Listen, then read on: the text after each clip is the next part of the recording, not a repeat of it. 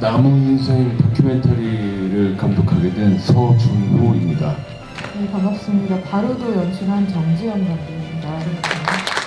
네, 당신이 내리는 건 연출한 안경입니다. 네, 안녕하세요. 마지막 화면 메시아를 연출한 박재현입니다.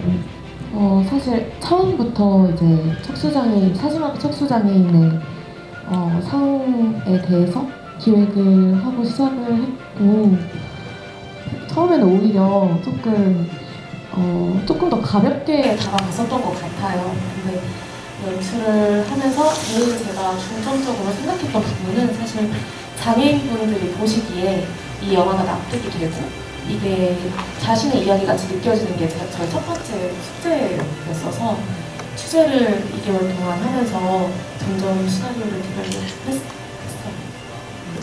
저 내용의 원래 주제는 그 80 노인이 제2의 인생을 살면서 내가 낮은 곳을 바라보면서 그들 돕고 섬기고 일으켜주는 사람이 돼야겠다. 내가 아카시아 나무처럼 그 이민자의 삶이기도 한데 원래는 그 사람이 가장 궁극적으로 하는 일은 북한에 나무를 심는 일을 하고 있어요.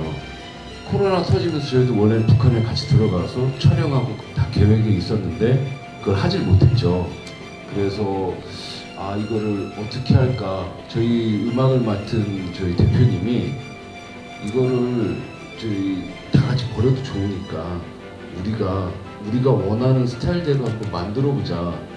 어떤 시련이나 병마나 아픔이나 이런 다양한 이유로 제2의 인생이 주어졌을 때 우리는 과연 어떤 시각으로 살아갈까? 우리의 목표는 저 위쪽이나 아니면 다른 방향으로 가고 있을 때 나는 과연 그 시선이 반전이 어디로 갈까? 사람에게 갈까? 그 외에 갈까? 하는 시점이 그 인터뷰 속에서 많이 묻어 있더라고요. 그래서 그것에 좀 집중하고자 했었습니다. 그 해녀의 신화라고 생각해 주시는 분들이 계시기는 했는데 실제로 있는 신화는 아니고요. 그 해신에 관련된 그런 민간 신화는 있지만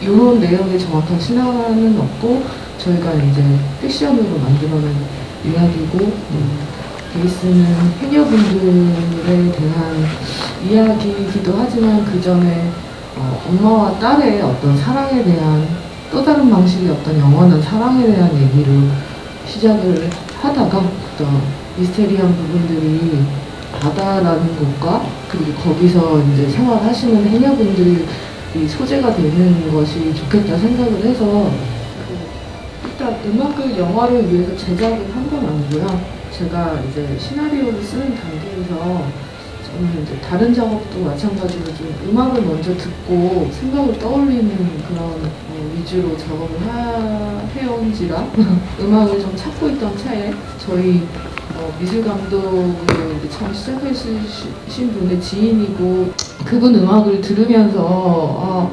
어떻게든지 이제 이 영화에 넣고 싶다라는 생각으로 최대한 저한테 굉장히 큰 영감을 불러일으켰기 때문에 그거에 맞춘 시나리오를 좀 쓰려고 노력을 했었어요. 근데 뭐 시나리오 단계에서 그게 딱 떨어진다 아니다 판단을 할 수는 사실 없다고 생각을 해요.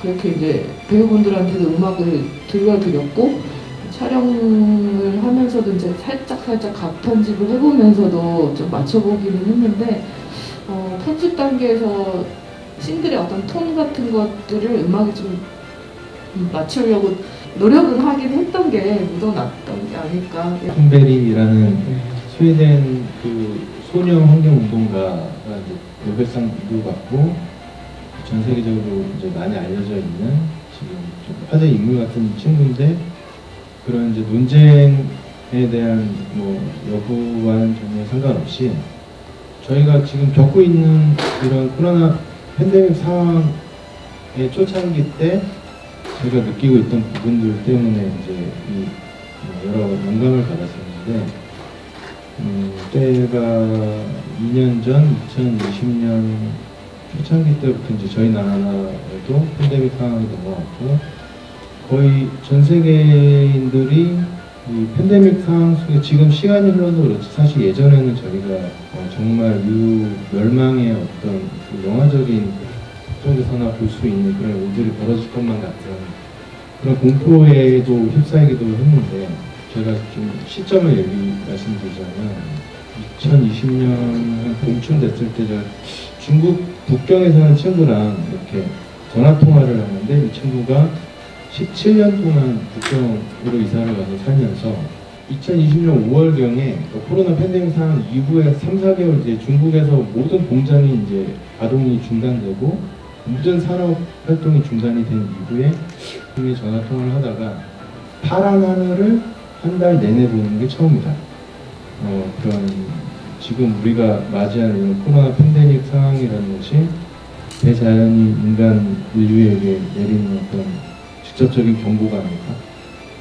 그런 연관에서 이야기를 한번 구성해 보는데 그 스웨덴 환경운동가 그레타 툰베리에 대해서 조금 그 친구를 좀 모델로 삼았습니다.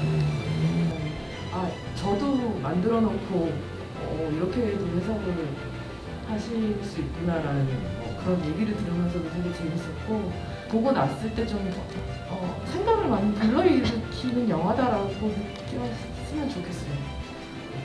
그 음악 같은 경우는 제가 평소에 좋아하던 쇼팽의 음악을 사용을 한 것도 있고 사실 감성적인 부분이 맞아서 그냥 그 노래를 생각하고 시나리오를 썼기 때문에 그렇게 선택을 하게 되었어요. 너무 화려하지도 않고 그렇다고 너무 잔잔하지도 않고 그래서 그 노래의 감정성과 주인공의 감정이 맞닿아 있지 않을까 해서 저는 그 곡을 선택을 했고 또 그 중첩적으로 들렸던 그거 같은 경우에는 경험하지 못한 기태가 처음으로 이제 누군가와 살이 맞닿고 누군가와의 어쨌든 성관계란 인간관계를 하고 있는 거잖아요. 그래서 저는 거기에 엄마의 영향이 없을 수 없다고 생각을 했고 또 그게 또 가족 이외의 누군가 나에게 처음 그거를 저는 좀 강조를 하고 싶어서 네. 어머니에게 받은 사랑을 다른 경험을 하는데 그게 그 뒷부분에 나오는 그 코를 이렇게 톡톡 하는 그 장면도 사실 맞닿아 있는 거거든요. 어머니가 자신에게 주었던 사랑을 기태는 누군가에게 충분히 줄 수 있지만 사실 그 사지마비 척수장애인 경우에는 그런 경험을 하기가 사실 어려운 게 사실이고 그래서 그렇게 표현했습니다.